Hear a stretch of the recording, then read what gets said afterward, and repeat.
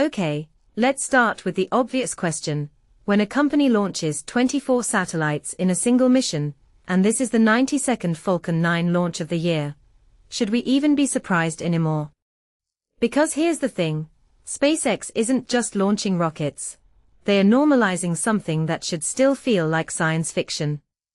Today's Vandenberg launch wasn't just another day at the office. It was a masterclass in how SpaceX is quietly rewriting the rules of space access. Let's unpack why this matters, and why the real story isn't just about Starlink's internet ambitions. First, let's talk about the B1093 booster. 16 flights. 16. That's like flying a commercial airliner 16 times across the country, landing it on a floating barge each time, and then doing it again. What's fascinating isn't just the engineering, it's the mindset shift. Traditional aerospace treated rockets as disposable. SpaceX treats them like smartphones. Upgrade the software, replace the battery, and keep iterating. This isn't just reusability, it's a cultural rejection of space is hard fatalism.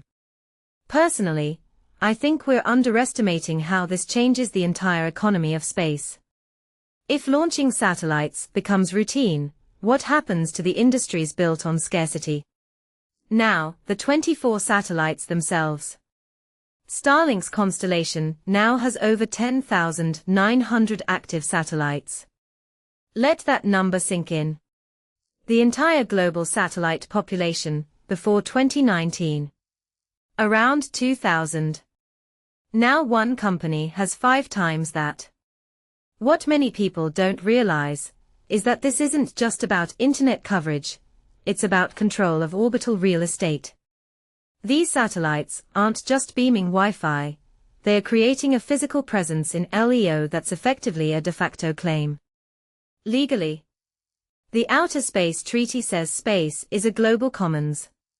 Practically, if you're the only one maintaining a 10,000 satellite swarm, you're setting the de facto rules. But here's the paradox, the same technology that democratizes space access also creates new problems.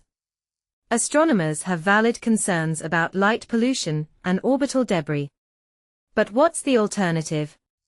A world where only governments launch satellites. That's not progress, that's stagnation.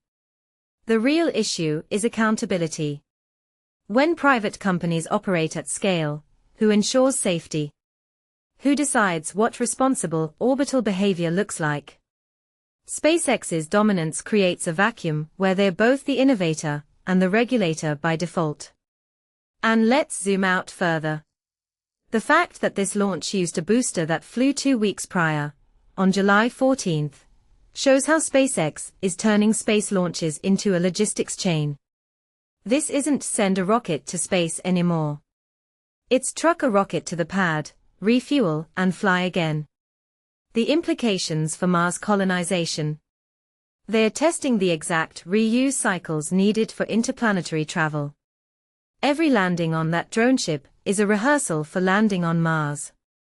Every satellite deployment is a test of autonomous spacecraft coordination. So here's my closing thought.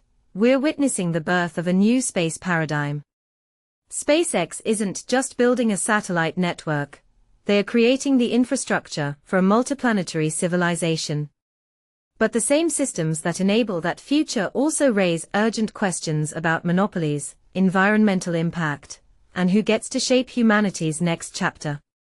This isn't just about rockets. It's about who writes the operating system for our expansion into space.